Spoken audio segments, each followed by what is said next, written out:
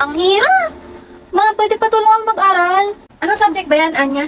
English po, tsaka math. Ate, surprise! Hala, Yuri! Bibisita ka pala, hindi ka nagsasabi. Surprise nga ate! Tamang-tama, Yuri. Pwede mo bang i-tutor ulit si Anya? Magaling ka naman eh. Sige ate, basta request mo eh. Ay nako, hirap pa naman turuan ng batang to. Busy naman si ate, hindi niya makikita. Kung anong ipapaturo mo. Ano pong pinagkaiba ng adjective, verb, tsaka adverb? Sandali, ulitin mo yung tanong mo. Pindutin mo to tapos sabihin mo dito sa CP. Anong pinagkaiba ng adjective, verb, tsaka adverb? Ang mga adjective, verb, at adverb ay tatlong pangunahing uri ng salita sa gramatika na may magkakaibang tungkulin sa pangungusap. Narito ang kanilang mga pagkakaiba. Adjective, naglalarawan ito ng noun o pronoun.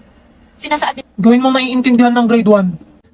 okay, para sa mga bata sa grade 1. Isipin ang mga salita bilang mga kaibigan na may iba't ibang trabaho sa isang pangungusap. O gets mo na? Uri, ang kaibigan Ang na galing, naglalarawan. Tito! Sino yung nagsasalita? Sa trabaho mo yan?